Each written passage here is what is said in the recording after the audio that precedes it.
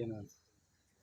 So ಇವತ್ತು ನಾವು ದಿಬ್ಬೂರು ಗ್ರಾಮ ಪಂಚಾಯತಿಯ ದಿಬ್ಬೂರು ಗ್ರಾಮದ ಕರಗದಮ್ಮ ಕಲ್ಯಾಣಿ ಸ್ವಚ್ಛತಾ ಕಾರ್ಯಕ್ರಮವನ್ನು ಹಮ್ಮಿಕೊಳ್ಳಲಾಗಿತ್ತು ನಮ್ಮ ಜಿಲ್ಲಾ ಪಂಚಾಯತ್ ವತಿಯಿಂದ. ಸೊ ಇವತ್ತು ಮಾನ್ಯ ಜಿಲ್ಲಾ ಉಸ್ತುವಾರಿ ಸಚಿವರು ಸೇರಿದಂತೆ ಮಾನ್ಯ ಜಿಲ್ಲಾಧಿಕಾರಿಗಳು, ಮಾನ್ಯ ಮುಖ್ಯ ಕಾರ್ಯನಿರ್ವಹಣಾಧಿಕಾರಿಗಳು, ಮಾನ್ಯ ಪೊಲೀಸ್ ವರಿಷ್ಠಾಧಿಕಾರಿಗಳು ಸೇರಿದಂತೆ ಜಿಲ್ಲಾ ಮಟ್ಟ, ತಾಲೂಕು ಮಟ್ಟ, ನಮ್ಮ ಗ್ರಾಮ ಪಂಚಾಯತಿ ಮಟ್ಟದ ವಿವಿಧ ಇಲಾಖೆಗಳ ಅಧಿಕಾರಿ ವೃಂದದವರು ಮತ್ತು ಜೊತೆಗೆ ಇವತ್ತು ನಮ್ಮ ಬೆಂಗಳೂರಿನ RV ತಾಂತ್ರಿಕ ಮಹಾವಿದ್ಯಾಲಯದಿಂದ NSS ವಿದ್ಯಾರ್ಥಿಗಳು ಸುಮಾರು ಒಂದು 60 ಜನ ಪಾಲ್ಗೊಂಡು ಶ್ರಮದಾನದ ಮೂಲಕ ಈ ಒಂದು ಸ್ವಚ್ಛತಾ ಅಭಿಯಾನವನ್ನು ಹಮ್ಮಿಕೊಳ್ಳಲಾಗಿತ್ತು. ಸೊ ಇದು ಇವತ್ತು ನಮ್ಮ ತಾಲೂಕಿನಲ್ಲಿ ಒಟ್ಟು 30 ಕಲ್ಯಾಣಿಗಳನ್ನು ಗುರುತಿದ್ದು, ಅದರಲ್ಲಿ ನಾವು ಅಭಿಯಾನದ ಮೂಲಕ ಎಲ್ಲ ನಮ್ಮ ಸರ್ಕಾರಿ ಅಧಿಕಾರಿ ವೃಂದದವರಿಂದ ವಿವಿಧ ಇಲಾಖೆಗಳ ಸಹಯೋಗದೊಂದಿಗೆ ಇದು 13ನೇ ಕಲ್ಯಾಣಿಯನ್ನು ಇವತ್ತು ಸ್ವಚ್ಛತೆಯನ್ನು ಮಾಡಿದ್ದೀವಿ. ಸರ್ ಹೆಂಗೆ ಪರ್ಟಿಕ್ಯುಲರ್ ಆಗಿ ವೀಕ್ಲಿ 1 ಡೇ ಅಂತ ಇದೆ ಫಿಕ್ಸ್ ಮಾಡ್ಕೊತೀರಾ? ವೀಕ್ಲಿ ಒಂದೊಂದು ದಿವಸ.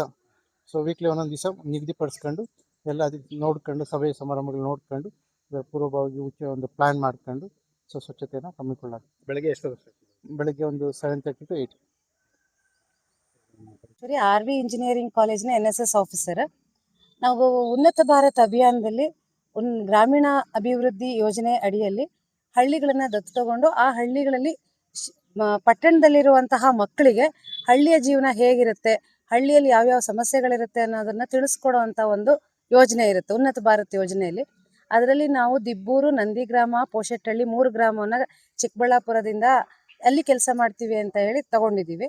ಹಾಗಾಗಿ ನಾವು ದಿಬ್ಬೂರು ಗ್ರಾಮ ಪಂಚಾಯತಿ PDO ಅವರು ಮತ್ತೆ ಗ್ರಾಮ ಪಂಚಾಯತಿ EO ಅವರನ್ನ ಹಾಗೂ CEO ಅವರು, DC ಅವರನ್ನ ಭೇಟಿಯಾದಾಗ ಅವ್ರು ಈ 3 ಗ್ರಾಮಗಳಲ್ಲೂ ಯಾವುದೇ ರೀತಿಯಾದಂತಹ ತೊಂದರೆ ಇಲ್ಲದ ಹಾಗೆ ನೀವು ಯಾವುದು ಪರಿಸರ ಅಭಿವೃದ್ಧಿ ಕಾರ್ಯಕ್ರಮಗಳು ಹಾಗೂ ಗ್ರಾಮೀಣಾಭಿವೃದ್ಧಿ ಕಾರ್ಯಕ್ರಮಗಳನ್ನ ಮಾಡಬಹುದು ಅಂತ ಹೇಳಿದ್ರು.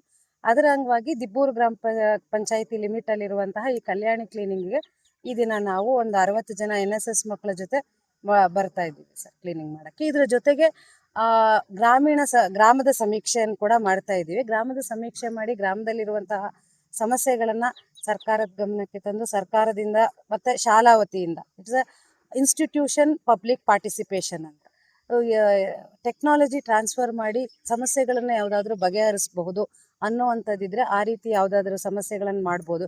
ಈಗ ವಾಟರ್ ಕನ್ಸರ್ವೇಷನ್ ಯಾವ ರೀತಿ ಮಾಡ್ಬೋದು, ರೈನ್ ವಾಟರ್ ಹಾರ್ವೆಸ್ಟಿಂಗ್ ಯಾವ ರೀತಿ ಮಾಡ್ಬೋದು, ಅಂತರ್ಜಲವನ್ನು ಯಾವ ರೀತಿ ಉನ್ನತಿಪಡಿಸ್ಬೋದು ಅನ್ನೋದ್ರ ಬಗ್ಗೆ ಮಕ್ಕಳಿಗೂ ಅರಿವಾಗುತ್ತೆ ಹಾಗೂ ಫೀಲ್ಡಲ್ಲಿ ಕೂಡ ಅದು ಇಂಪ್ಲಿಮೆಂಟ್ ಆಗುತ್ತೆ ಅನ್ನುವ ರೀತಿಯಲ್ಲಿ ಕೆಲಸ ಮಾಡೋದಕ್ಕೆ ನಾವು ನಮ್ಮ ತಾಲೂಕಲ್ಲಿ ಎಲ್ಲೆಲ್ಲಿ ಇದು ಮೊದಲನೇದು ದಿಬ್ಬೂರಲ್ಲಿ ಮಾಡ್ತಿದ್ದೀವಿ ಸರ್, ಮತ್ತೆ ನಂದಿ ಗ್ರಾಮದಲ್ಲಿ ಮತ್ತೆ ಪೋಷೆಟ್ಟಹಳ್ಳಿಯಲ್ಲಿ ಮಾಡಬೇಕು ಅಂತ ಅಂದ್ಕೊಂಡಿದ್ದೀವಿ. ನೆಕ್ಸ್ಟ್ ದೊಡ್ಡಬಳ್ಳಾಪುರದಲ್ಲಿ ಗೌಡನಕುಂಟೆ, ಆಹಾರೋಹಳ್ಳಿ ಮತ್ತೆ ತಡಗಟ್ಮಡುಗು ಅಂತ 3 ಹಳ್ಳಿಗಳು, ಒಟ್ಟು 6 ಹಳ್ಳಿಗಳಲ್ಲಿ ಈ ಕೆಲಸ ಮಾಡಬೇಕು ಅಂತ ಹೇಳಿ ನಾವು ತಗೊಂಡಿದ್ದೀವಿ ಸರ್. ಕಾರ್ಯ ಅಂತ ಅನಿಸ್ತು.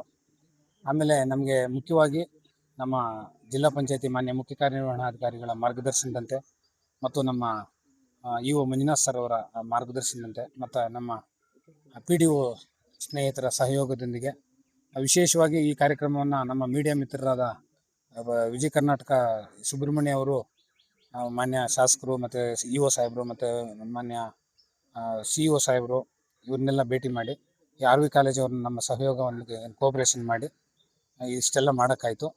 ಆ್ಯಕ್ಚುಲಿ ಕಲ್ಯಾಣಿ ತುಂಬ ಗಿಡಗಳು ಮತ್ತು ಮರ ಬೆಳೆದುಕೊಂಡು ದಟ್ಟವಾಗಿ ಇತ್ತು. ಆದ್ರೂ ಸಹ ಬೆಳಿಗ್ಗೆ 6:30ಯಿಂದ ಸುಮಾರು 12 ಗಂಟೆವರೆಗೂ ಸಹ ಎಲ್ಲ ನೀಟಾಗಿ ಸ್ವಚ್ಛತೆಯನ್ನು ಮಾಡಿದ್ವಿ.